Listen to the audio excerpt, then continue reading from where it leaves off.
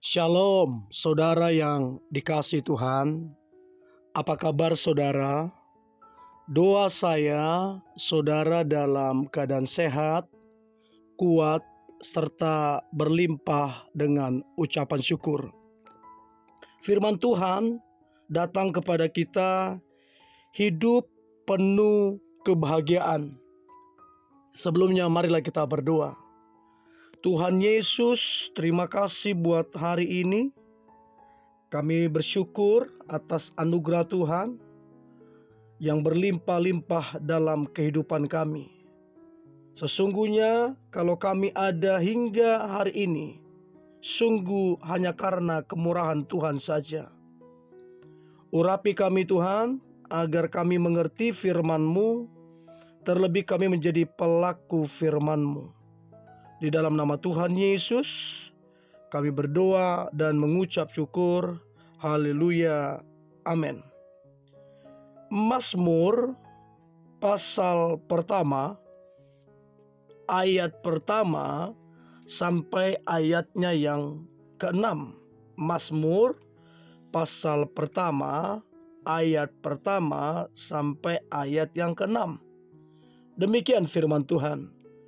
Berbahagialah orang yang tidak berjalan menurut nasihat orang fasik, yang tidak berdiri di jalan orang berdosa, dan yang tidak duduk dalam kumpulan pencemooh, tetapi yang kesukaannya ialah Taurat Tuhan, dan yang merenungkan Taurat itu siang dan malam.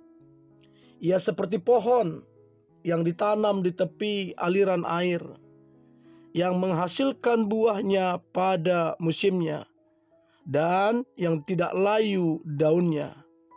Apa saja yang diperbuatnya berhasil. Bukan demikian orang fasik. Mereka seperti sekam yang ditiupkan angin. Sebab itu orang fasik tidak akan tahan dalam penghakiman. Begitu pula orang berdosa dalam perkumpulan orang benar. Sebab Tuhan mengenal jalan orang benar, tetapi jalan orang fasik menuju kebinasaan. Saudara yang dikasihi Tuhan, ayat 1 dan ayat 2 ditekankan. Ada satu penekanan yang begitu kuat tentang kebahagiaan. Jadi tidak menurut nasihat orang fasik itu adalah kebahagiaan. Tidak berdiri di jalan orang berdosa itu adalah kebahagiaan.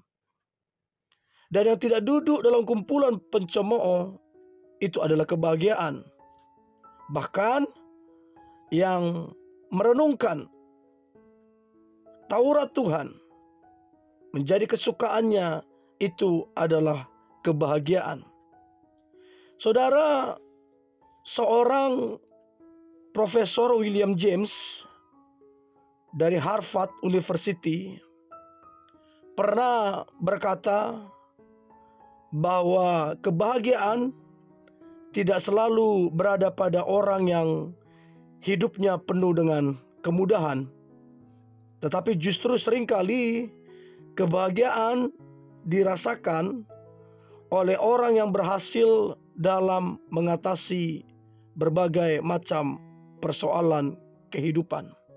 Jadi saudara, kemudahan ternyata bukan jaminan sebuah kebahagiaan. Tapi sering sekali tantangan, masalah, persoalan hidup, seringkali ada kebahagiaan di situ.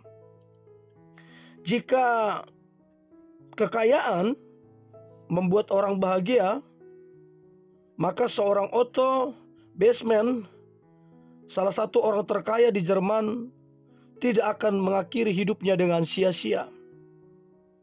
Atau jika kekuasaan membuat orang bahagia, maka seorang Vargas, mantan presiden Brasil, tidak akan menembak dirinya sendiri. Jika kecantikan, fisik, penampilan membuat orang bahagia, maka seorang Marilyn Munro tidak akan ditemukan mengakhiri hidupnya dengan overdosis. Jika karir cemerlang membuat orang bahagia, maka Thierry Costa, dokter yang begitu sangat terkenal dari Prancis, tidak akan mengakhiri hidupnya dengan sia-sia. Nah, ini semua saudara, membuktikan bahwa kebahagiaan tidak berasal dari luar, bahwa kebahagiaan tidak didapat dari apa yang kita punya di dunia ini. Mobil kah, rumah kah, popularitas kah, kedudukan kah. Bahkan kebahagiaan tidak dapat dibeli. Sesungguhnya kita perlu dan sangat memerlukan yang namanya kebahagiaan. Nah, pertanyaannya adalah, di manakah kebahagiaan itu? Kebahagiaan itu di dalam hati dan pikiran manusia. Nah, bagaimana caranya supaya hati dan pikiran kita sinkron dengan firman Tuhan, sehingga kita tidak diliputi ketakutan, sehingga kita tidak diliputi kecemasan, tapi hati kita menjadi tenang, damai, bahkan bahagia. Nah, yang harus kita lakukan sebagai orang percaya kepada Kristus Yesus, yang harus kita lakukan adalah memfokuskan hati, memfokuskan pikiran kita kepada Tuhan dan firman-Nya. Sekali lagi saudara, memfokuskan hati dan pikiran kita kepada Tuhan dan firman-Nya. Dari sanalah kita akan mendapatkan ketenangan, kedamaian, kekuatan, bahkan yang dicari manusia di dunia ini, yaitu kebahagiaan. Kebahagiaan dalam menghadapi segala situasi ataupun kondisi yang ada. Hanya dengan mengenal Kristus dan kita merespon firman-Nya, hati dan pikiran kita juga melekat kepada Kristus, maka lihatlah, rasa syukur itu akan muncul. Rasa syukur itu akan berlimpah-limpah. Dan rasa syukur itu akan membuat saudara dan saya mengalami kebahagiaan. Untuk itu saudara yang dikasihi Tuhan, jangan terlalu berfokus kepada keadaanmu. Jangan terlalu berfokus kepada fakta dan realita. Tapi berfokuslah kepada Tuhan dan firman-Nya. Sebab bagi Tuhan segala sesuatu tidak ada yang tidak mungkin. Dia bisa melakukan mujizat yang tidak ada bahkan menjadi ada. Yang tidak mungkin bisa jadi mungkin. Jadi pandangan kita harus tertuju kepada Dia, kepada firman-Nya, bukan keadaan atau fakta yang ada. Dan itu yang kemudian akan memperbesar rasa syukur kita. Dan rasa syukur itu akan membawa kita kepada kebahagiaan yang sejati. Untuk itu saudara yang dikasihi Tuhan, biarlah rasa syukur menjadi gaya hidup kita.